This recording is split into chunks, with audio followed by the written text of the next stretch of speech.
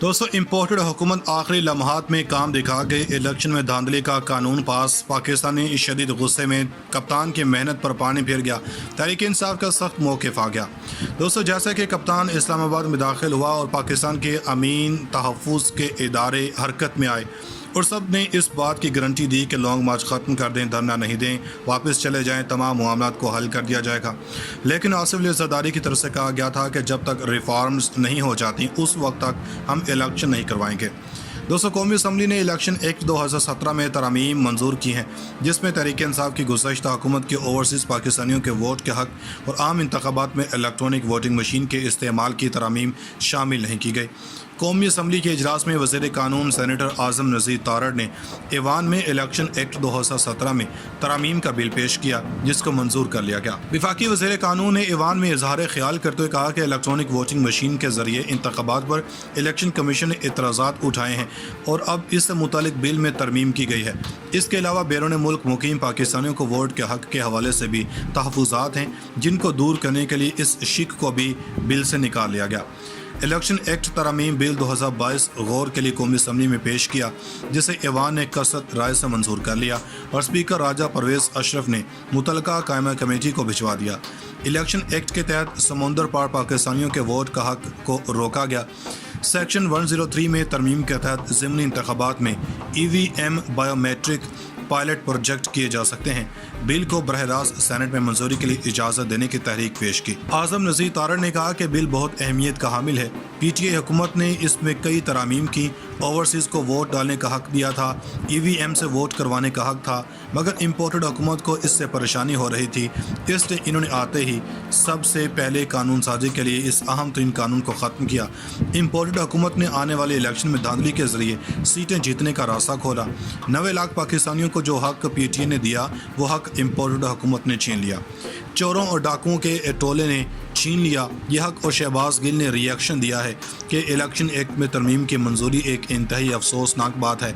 मुल्क की फैसला साजी में बैरून मुल्क पाकिस्तानियों को शामिल करने का हक़ दिया गया था, मगर इम्पोर्टेड हुकूमत ने यह हक़ छीन कर बैरून मुल्क के हक़ पर डाका डाला है। इनका कहना था कि बैरून मुल्क पाकिस्तानियों के डॉलर तो कबूल हैं, इनके वोट कबूल नहीं हैं। इम्पोर्टेड हुकूमत तो चाहती ही ये थी, अगर इन वोटों की इजाज़त होती तो इमरान खान बासानी जीत सकता था, मगर इम्पोर्टेड हुकूमत शादियाने बजा रही है। इसने आने वाले इलेक्शन में धांधली का रास्ता बना लिया है। 31 मई 2021 को वफाकी हुकूमत ने निजी यूनिवर्सिटी की तैयार करदा वोटिंग मशीन सियासतदानों और मीडिया के मुआयने के लिए पार्लियामेंट हाउस में नुमाइश के लिए रखी थी। इस मशीन के 4 हिस्से हैं जो निस्बतन साइज़ में बड़े हैं, लेकिन निजी यूनिवर्सिटी के हुकाम के मुताबिक इसको मज़ीद जाज़ब नज़र बनाया जा सकता है और इसका साइज़ छोटा किया जा सकता है। इस मशीन के मुतादिद हिस्से हैं। पहला हिस्सा एक बड़े टेलीफोन सेट की तरह है, जिस पर कीपैड, छोटी स्क्रीन, शनाख्ती कार्ड डालने की जगह और अंगूठा स्कैन करने का सेंसर लगा हुआ है। इस हिस्से में चिप के ज़रिए किसी भी हलके के 50,000 वोटर्स का डाटा चंद सेकंड्स में मुंतकिल किया जा सकता है। पोलिंग से पहले मुतलका प्रिजाइडिंग ऑफिसर टेक्निकल टीम की तरफ से फराहम किए गए खुफिया कोड और पासवर्ड के ज़रिए मशीन को ऑपरेशनल करेगा। वोट डालने के लिए आने वाला वोटर शनाख्ती कार्ड पोलिंग अमले को देगा, जो कार्ड को मशीन में डालेगा। शनाख्ती कार्ड की तस्दीक होने की सूरत में स्क्रीन पर टिक का निशान सामने आ जाएगा, जिसके बाद सेंसर के जरिए बायोमेट्रिक वेरिफिकेशन होगी।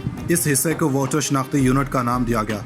दूसरे मरहले में वोटर इलेक्ट्रॉनिक वोटिंग मशीन के तीसरे हिस्से पर चला जाएगा, जबकि दूसरा हिस्सा प्रिजाइडिंग ऑफिसर के पास होगा, जिस पर सुर्ख और सब्ज़ रंग की बत्तियां लगी होंगी। और जो ही प्रिजाइडिंग ऑफिसर बटन दबाकर वोट डालने की इजाज़त देगा तो सब्ज़ रंग की लाइट जल जाएगी, जिससे पोलिंग एजेंट्स को पता चल सकेगा कि अब वोट डाला जा रहा। इलेक्ट्रॉनिक वोटिंग मशीन के इस हिस्से को कंट्रोल यूनिट कहा जाता है। तीसरा हिस्सा बैलेट यूनिट कहलाता है, जिसमें मुतलका हल्के के उम्मीदवारों के इंतखाबी निशान हरूफ तरजीह की तरतीब से दर्ज होंगे। प्रिजाइडिंग ऑफिसर की जानब से कंट्रोल यूनिट से वोट डालने की इजाज़त मिलने के बाद वोटर खुफिया जगह पर रखे बैलेट यूनिट पर अपनी पसंद के इंतखाबी निशान को दबाएगा, जिसके बाद इसके साथ रखे इलेक्ट्रॉनिक वोटिंग मशीन के चौथे और आखिरी हिस्से यानी बैलेट बॉक्स में वोटर की पसंद के उम्मीदवार की पर्ची प्रिंट होकर गिर जाएगी। पर्ची बैलेट बॉक्स में गिरने से पहले 3 या 5 सेकंड्स के लिए रुकेगी, ताकि वोटर देख सके कि इसने जिस उम्मीदवार को वोट डाला है पर्ची भी उसी के नाम का प्रिंट हुई है या नहीं। जो ही पोलिंग का वक्त खत्म होगा, प्रिजाइडिंग ऑफिसर कमांड के जरिए चंद मिनटों में मुतलका पोलिंग बूथ का फॉर्म 45 का प्रिंट निकाल सकेगा। اس سارے عمل میں تصدیقی عمل میں زیادہ وقت لگ سکتا ہے کیونکہ بعض اوقات نشان انگوٹھا کی تصدیق میں مسائل کا سامنا آتا ہے۔ تصدیقی عمل کے بعد 10 سے 15 سیکنڈز کا کام ہے۔ تاہم الیکشن کمیشن نے عالمی اصولوں کو مد نظر رکھتے ہوئے الیکٹرانک ووٹنگ مشین بنانے والوں کو ہدایت کی تھی کہ 1 منٹ میں 2 ووٹ اور زیادہ سے زیادہ 3 ووٹ ہی کاسٹ کیے جانا چاہیے۔ ماہرین نے دعویٰ کیا ہے کہ موجودہ قومی اور صوبائی اسمبلیوں کے بیک وقت انتخابات کے لیے 30 لاکھ الیکٹرانک ووٹنگ مشینیں درکار ہوں گی۔ جب 30 لاکھ کہتے ہیں تو اس کا مطلب یہ ہے کہ الیکٹرانک ووٹنگ مشین کے چاروں یونٹ 30 لاکھ کی تعداد میں تیار کرنا ہوں گے۔ اس کے لیے الیکشن کمیشن نے دنیا بھر سے مختلف کمپنیوں کو مدعو کیا تھا۔ ایسی اطلاعات بھی ہیں کہ الیکٹرانک ووٹنگ کی مشینوں کی خریداری کے لیے اربوں روپے درکار ہوں گے۔ دوستو یہاں آپ کو بتا دیں کہ وفاقی حکومت نے پاکستان تحریک انصاف کی لانگ مارچ میں شرکت پر وزیر اعلیٰ خیبر پختونخوا محمود خان کے خلاف کارروائی کا فیصلہ کر لیا۔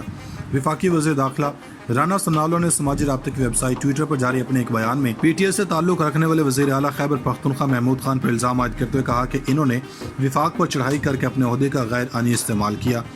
انہوں نے مزید کہا کہ محمود خان نے مسلح پولیس افسران کے ہمراہ وفاق پر حملہ کیا، لہذا وفاقی حکومت نے غیر آئینی اقدام پر قانونی کارروائی کا فیصلہ کیا ہے۔ وفاقی وزیر داخلہ کا کہنا تھا کہ کارروائی کے لیے وزارت قانون سے رائے طلب کر لی گئی ہے۔ متعلقہ وزارت سے اس سلسلے میں حاصل ہونے والے قانونی رائے پر عمل کریں گے۔ انہوں نے کہا کہ خیبر پختونخوا میں تعینات وفاقی سرکاری ملازمین نے پی ٹی آئی کے فتنہ مارچ میں سہولت کاری فراہم کی ہے۔ بعض پولیس افسران مسلح ہو کر پی ٹی آئی کے فتنہ مارچ میں وفاق پر چڑھائی میں ملوث پائے گئے۔ رانا سنالو نے کہا کہ ایسے پولیس افسران اور انتظامیہ کے اعلیٰ عہدیداروں کے خلاف بھی متعلقہ قانون کے تحت کارروائی کا فیصلہ ہے۔ اس کے لیے الیکشن کمیشن نے دنیا بھر سے مختلف کمپنیوں کو مدعو کیا تھا۔ ایسی اطلاعات بھی ہیں کہ الیکٹرانک ووٹنگ کی مشینوں کی خریداری کے لیے اربوں روپے درکار ہوں گے۔ دوستو یہاں آپ کو بتا دیں کہ وفاقی حکومت نے پاکستان تحریک انصاف کی لانگ مارچ میں شرکت پر وزیر اعلیٰ خیبر پختونخوا محمود خان کے خلاف کارروائی کا فیصلہ کر لیا۔ وفاقی وزیر داخلہ رانا سنالو نے سماجی رابطے کی ویب سائٹ ٹویٹر پر جاری اپنے ایک بیان میں پی ٹی آئی سے تعلق رکھنے والے وزیر اعلیٰ خیبر پختونخوا محمود خان پر الزام عائد کرتے ہوئے کہا کہ انہوں نے وفاق پر چڑھائی کر کے اپنے عہدے کا غیر آئینی استعمال کیا۔ انہوں نے مزید کہا کہ محمود خان نے مسلح پولیس افسران کے ہمراہ وفاق پر حملہ کیا، لہذا وفاقی حکومت نے غیر آئینی اقدام پر قانونی کارروائی کا فیصلہ کیا ہے۔ وفاقی وزیر داخلہ کا کہنا تھا کہ کارروائی کے لیے وزارت قانون سے رائے طلب کر لی گئی ہے۔ متعلقہ وزارت سے اس سلسلے میں حاصل ہونے والے قانونی رائے پر عمل کریں گے۔ انہوں نے کہا کہ خیبر پختونخوا میں تعینات وفاقی سرکاری ملازمین نے پی ٹی آئی کے فتنہ مارچ میں سہولت کاری فراہم کی ہے۔ بعض پولیس افسران مسلح ہو کر پی ٹی آئی کے فتنہ مارچ میں وفاق پر چڑھائی میں ملوث پائے گئے۔ رانا سنالو نے کہا کہ ایسے پولیس افسران اور انتظامیہ کے اعلیٰ عہدیداروں کے خلاف بھی متعلقہ قانون کے تحت کارروائی کا فیصلہ ہے۔